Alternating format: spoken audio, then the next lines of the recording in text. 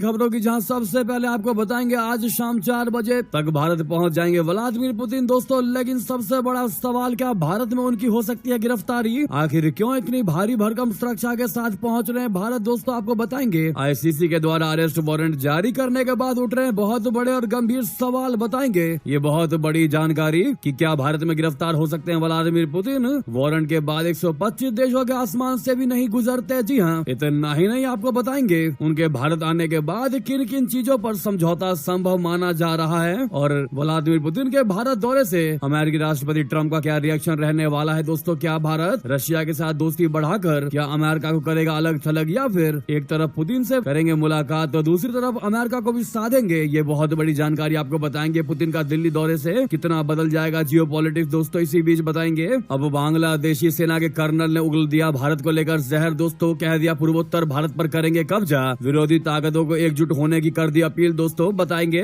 कौन है ये बांग्लादेशी सेना के कर्नल जो भारत को अलग थलग करने की कोशिश कर रहा है, पूर्वोत्तर राज्यों को अलग करने की कोशिश कर रहा है दोस्तों। इसी बीच इमरान खान को लेकर उनकी बहन ने क्या बयान दिया दोस्तों, जिसके बाद पाकिस्तान में मच गया तहलका। वहीं तालिबान ने पाकिस्तान को भारत को लेकर लताड़ा, ऐसा लताड़ा कि शहबाज शरीफ की सिट्टी पिट्टी हो गई गुम दोस्तों। आज एक से एक बेहतरीन खबर आपको बताने वाले हैं, बस आप वीडियो के लास्ट तक बन रहिएगा। और खबरों में आगे बढ़ने से पहले अपने देश भारत के संप्रभुता अखंडता का पुरजोर समर्थन करते और मानते हैं कि व्लादिमीर पुतिन के भारत आने से दोस्ती में और भी ज्यादा गर्माहट आएगी और भी ज्यादा रशिया के साथ विश्वास बढ़ेगा। तो वीडियो को लाइक करके चैनल को सब्सक्राइब करके बेल आइकन दबा के कमेंट में जय हिंद के साथ साथ welcome to India Vladimir Putin जरूर कह दीजिएगा। बात कर लेते हैं पहली सबसे बड़ी खबर की, जहां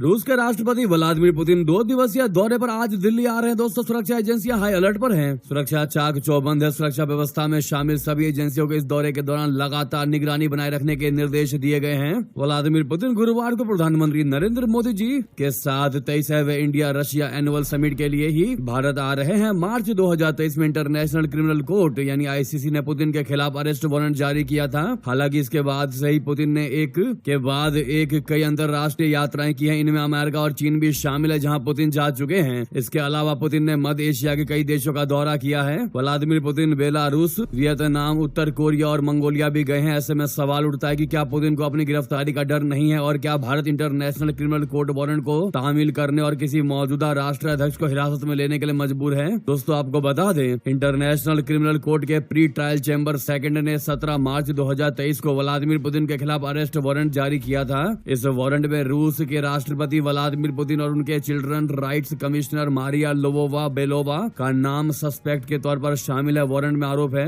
कि दोनों लोग आबादी यानी बच्चों को गैर कानूनी तरीके से देश से निकालने और यूक्रेन के रशिया के कब्जे वाले इलाकों से रूसी फेडरेशन में आबादी यानी बच्चों को गैर कानूनी तरीके से ट्रांसफर करने के युद्ध अपराध के लिए व्यक्तिगत रूप से जिम्मेदार है।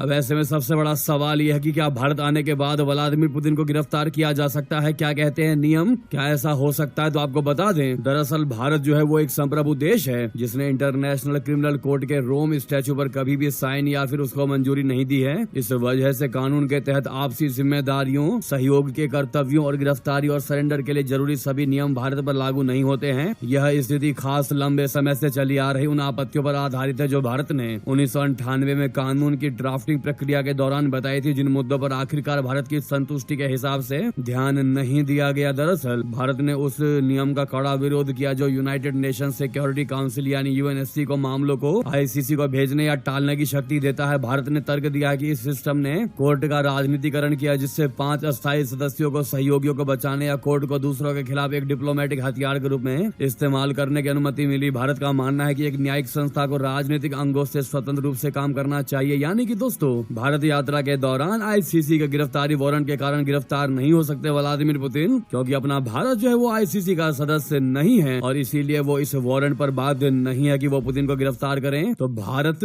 में ऐसा नहीं हो सकता और यही वजह है कि व्लादिमीर पुतिन ने भारत का दौरा भी किया। अगर भारत आईसीसी से जुड़ा होता तो व्लादिमीर पुतिन चाहकर भी भारत नहीं आते और वहीं ना चाहते हुए भी व्लादिमीर पुतिन को गिरफ्तार करना पड़ता भारत को। इस पर आपकी जो भी राय हो दोस्तों कमेंट करके जरूर बताएगा। वहीं बता दें, पुतिन के भारत आने के बाद उनका क्या शेड्यूल रहने वाला है, किस समय वो क्या कदम उठाने वाले हैं।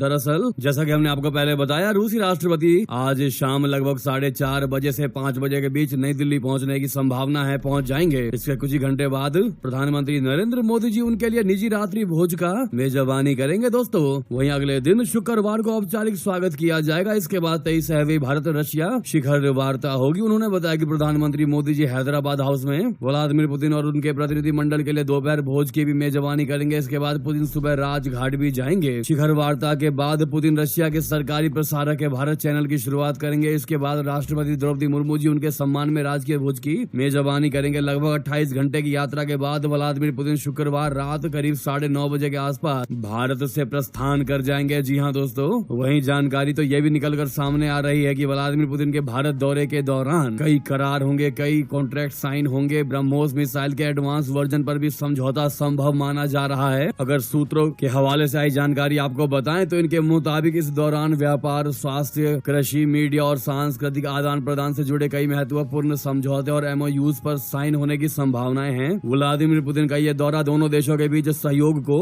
और मजबूत करने का अवसर माना जा रहा है। भारत रूस सामरिक साझेदारी के 25 साल पूरे होने के मौके पर पुतिन का ये भारत दौरा हो रहा है। इस दौरे पर गौर करने वाली बात यह है कि पश्चिमी देश पूरे तरीके से नजरें गड़ाए बैठे हैं इस दौरे पर। आपकी जो भी राय हो दोस्तों बताना बिल्कुल मत भूलिएगा, लेकिन मोस्ट वेलकम टू इंडिया लिखना मत भूलिएगा। नेक्स्ट खबर की बात करते हैं, जहां पर इधर पुतिन के दौरे से पहले EU ने भारत को सख्त संदेश दिया है दोस्तों। कह दिया कि रूस काफी आक्रामक है, भारत को सच पहचानने की बहुत जरूरत है। भारत रशिया को सपोर्ट करके हमारे हितों को ना नुकसान पहुंचाए। जी हाँ, रूसी राष्ट्रपति व्लादिमीर पुतिन की इस भारत यात्रा से पहले भारत में यूरोपीय संघ यानी EU के राजदूत हर्वे डेल्फिन ने कह दिया कि रशिया आज स्पष्ट आक्रामक देश है और उसने यूरोप के हितों के प्रति शत्रुता दिखाई है। उन्होंने कहा कि भारत को अपनी विदेश नीति में इस वास्तविकता को ध्यान में रखना चाहिए। डेल्फिन ने कह दिया कि रशिया द्वारा पड़ोसी देश पर हमला, ड्रोन गतिविधियों और समुद्र के नीचे केबलों को निशाना बनाए जाने जैसी घटनाएं अंतर्राष्ट्रीय कानून का उल्लंघन है और पूरी तरह दस्तावेजित है। उनके मुताबिक यूरो भारत के मूल सुरक्षा हितों को कभी नुकसान नहीं पहुंचाएगा और वहीं उम्मीद EU को भारत से भी है दोस्तों। वहीं आपको बता दें, पुतिन के दिल्ली दौरे से अमेरिका के साथ भारत के संबंध क्या बिगड़ जाएंगे? क्या भारत दोनों को बैलेंस करके चलेगा? दरअसल यूक्रेन युद्ध के चलते अमेरिका और पश्चिमी देशों ने रशिया पर प्रतिबंध लगा रखा है। ट्रंप को इस बात से भी दिक्कत है कि भारत रशिया से सस्ता तेल क्यों खरीद रहा है। अमेरिका भी पुतिन के दिल्ली दौरे की बड़े ध्यान से मॉनिटरिंग करवा रहा है। क्या इससे जियोपॉलिटिक्स पर कोई असर पड़ेगा और अगर हाँ तो कितना पड़ेगा? इस सवाल का फौरी जवाब किसी के पास नहीं है। हालांकि पुतिन के भारत दौरे को बिजनेस के आंकड़ों से समझे तो फ्यूचर में जियोपॉलिटिक्स की कैसी तस्वीर उभर कर सामने आ सकती है, उसका कुछ अनुमान हम आपको बता रहे हैं। रूसी संसद ने Bharat Russia reciprocal exchange of logistic support बोले तो रेलॉज समझौते को मंजूरी दे दी। इसके तहत दोनों देश अपने सैन्य अड्डे, बंदरगाह, सप्लाई पॉइंट, एयरफील्ड सुविधाएं और संसाधनों को एक दूसरे के साथ एक्सचेंज करेंगे। इस काम में होने वाले खर्च दोनों देश मिलकर उठाएंगे। शांतिकालीन सैन्य सहयोग और लॉजिस्टिक्स सहयोग के दौरान इसका इस्तेमाल किया जा सकेगा। यहाँ ध्यान रखने वाली बात यह है कि इस डील के तहत सैन्य अड्डों का इस्तेमाल किसी सैन्य संघर्ष के लिए नहीं किया जाएगा। हालांकि रूस से पहले America, France, Australia, Japan, Singapore, दक्षिण कोरिया, वियतनाम और अन्य देशों के साथ भारत ने ये समझौता कर रखा है। अमेरिका की लाख घुड़कियों के बीच भारत रशिया लंबे समय के बाद व्यापार के नए दरवाजे खोल रहे हैं। भारत और रूस का द्विपक्षीय व्यापार अभी $63 अरब का है और मॉस्को को उम्मीद है कि 2030 तक ये $100 अरब तक पहुँच जाएगा। भारत अगर रशिया की ओर करीब जाता है तो अमेरिका इससे खफा हो सकता है। इसकी परवाह किए बगैर भारत अपने हितों का ध्यान रखकर रूस के साथ लगातार बढ़ता जा रहा है। दोस्तों, अगर आप भी मानते हैं कि वाकई में भारत जो कदम उठा रहा है, भारत की मोदी सरकार जो कदम उठा रही है अपने देश के हित में, वो वाकई में सराहनीय है। हमें पहले अपने देश को ही देखना है, देश के नागरिकों का हित देखना है, ना कि कोई देश खफा हो जाएगा उस चीज को गौर करना है। अगर आप भी मानते बिल्कुल सही दिशा में जा रहा है अपना भारत, अपनी राय जरूर दीजिएगा। लेकिन वीडियो को अभी तक लाइक नहीं किया तो लाइक का बटन जरूर दबा दीजिएगा। अगली खबर की बात करते हैं, जहां पर पुतिन दौरे से पहले बहुत बड़ी डिफेंस डील कर ली। भारत ने भारत अमेरिका के बीच 7,995 करोड़ का करार हुआ है दोस्तों। ये दूसरी बड़ी चौंका देने वाली खबर आपको बता रहे हैं। रूसी राष्ट्रपति व्लादिमीर पुतिन के भारत दौरे से ठीक पहले भारत और अमेरिका के बीच $946 मिलियन यानी करीब 7,995 करोड़ रुपए की बड़ी डिफेंस डील हुई है। इससे भारत की समुद्री ताकत और ज्यादा बढ़ेगी। भारतीय रक्षा मंत्रालय ने ये डील अमेरिकी कंपनी लॉकहीड मार्टिन के साथ की है। MH-60R Seahawk हेलीकॉप्टर बहुत ही एडवांस्ड हेलीकॉप्टर है, इसे रोमियो भी कहा जाता है। यह हेलीकॉप्टर खास तौर पर नौसेना के लिए बनाया गया है। MH-60R सीहॉक हेलीकॉप्टर आज की तारीख में दुनिया के सबसे ताकतवर नौसैनिक हेलीकॉप्टरों में से एक है। इसे अमेरिका की मशहूर कंपनी सिकोर्स्की, जो अब लॉकहीड मार्टिन कंपनी का हिस्सा है, उसने बनाया है। इसमें बहुत अच्छे रडार, सोनार, मिसाइल और टॉर्पीडो लगे होते हैं। इस डील को लेकर यूएस स्टेट डिपार्टमेंट ने ट्वीट करके कह दिया कि भारत के साथ हमारे रक्षा संबंधों में एक बहुत बड़ी खुशखबरी आई है। भारत के रक्षा मंत्रालय ने लॉकहीड मार्टिन द्वारा विकसित 24 MH-60R सीहॉक हेलीकॉप्टर के लिए एक सतत पैकेज पर हस्ताक्षर किए हैं। दोस्तों, ऐसा माना यह जा रहा है कि व्लादिमीर पुतिन की यात्रा से पहले इस डील ने कहीं ना कहीं भारत और अमेरिका के बीच संबंध को भी बैलेंस करने की पूरी कोशिश की है। वहीं आपको बता दें, बांग्लादेश के एक और सेनाधिकारी ने भारत के खिलाफ जमकर जहर उगला कह दिया, पूर्वोत्तर भारत पर करेंगे कब्जा,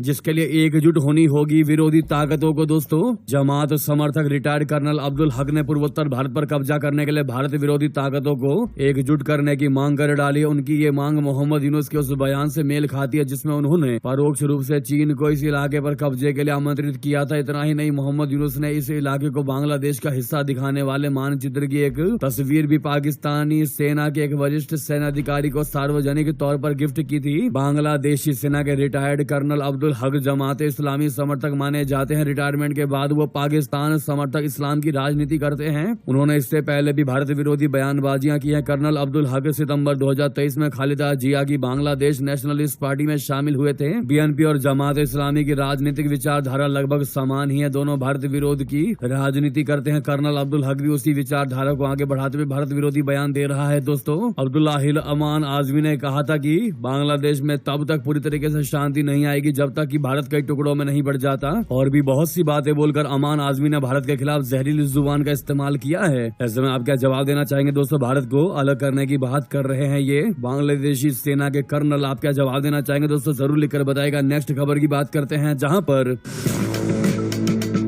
पाकिस्तान के पूर्व प्रधानमंत्री इमरान खान की बहन अलीमा खान ने देश के पहले chief of defence staff Asim Munir को कट्टरपंथी इस्लामवादी और इस्लामिक रूढ़िवादी बताया है। उन्होंने कहा कि आसिम मुनीर भारत से जंग करने के लिए तड़पते हैं, जबकि उनके भाई इमरान खान ने हमेशा पड़ोसी मुल्क के साथ रिश्ते बेहतर करके दोस्ती करने की कोशिश की है। स्काई न्यूज के वर्ल्ड विद यालदा हकीम शो पर अलीमा खान ने ये बातें कही। उनसे सवाल किया गया कि मई में भारत और पाकिस्तान के बीच हुए सैन्य संघर्ष की क्या वजह थी। इस पर अलीमा ने पाकिस्तानी आर्मी चीफ को निशाने पर लिया और कहा कि आसिम कट्टरपंथी इस्लामवादी और इस्लामिक रूढ़िवादी है। यही वजह है कि वो भारत के साथ जंग के लिए तड़पते हैं। उनकी इस्लामिक कट्टरपंथी और रूढ़िवादी सोच उन्हें उन लोगों के खिलाफ लड़ने के लिए उकसाती है जो इस्लाम से नहीं जुड़े हैं। अलीमा ने भाई इमरान खान को उदारवादी बताया और कहा कि जब भी इमरान खान सत्ता में आएंगे तो आप देखेंगे कि वो हमेशा भारत और यहाँ तक कि बीजेपी के साथ भी दोस्ताना संबंध बनाने की कोशिश करते हैं। और जब इस्लामिक रूढ़िवादी आसिम मुनीर सत्ता में आएगा, आप देखोगे कि वो भारत के साथ जंग करेगा। न सिर्फ भारत बल्कि उसके सहयोगी देशों का भी नुकसान पहुंचाएगा। उन्होंने पश्चिमी देशों से अपील किया कि वो इमरान खान को रिहा करवाने में उनकी मदद करे। 22 अप्रैल के पहलगाम आतंकी हमले का बदला लेने के लिए भारत ने 7 मई को ऑपरेशन सिंदूर लॉन्च करके पाकिस्तान में मौजूद टेरर ग्रुप्स के आतंकी ठिकानों को तबाह कर दिया था। इसके बाद पाकिस्तान ने भी भारत के अलग अलग शहरों में सैन्य ठिकानों पर हमले किए, लेकिन भारत ने उसकी सभी कोशिशों को नाकाम कर दिया था, जिसके बाद पाकिस्तान को भारत के आगे हाथ जोड़ने पड़ गए। अब ऐसे में इमरान खान की बहन ने आसिम मुनीर पर यह बड़ा और गंभीर आरोप लगा दिया दोस्तों कि इमरान खान तो यानी मेरा भाई बीजेपी के साथ दोस्ताना रखता है, लेकिन आसिम मुनीर भारत से युद्ध तो छोड़िए, वो भारत के सहयोगी देशों को भी नुकसान पहुंचाने की पूरी कोशिश करता है। नेक्स्ट खबर आपको बता दें,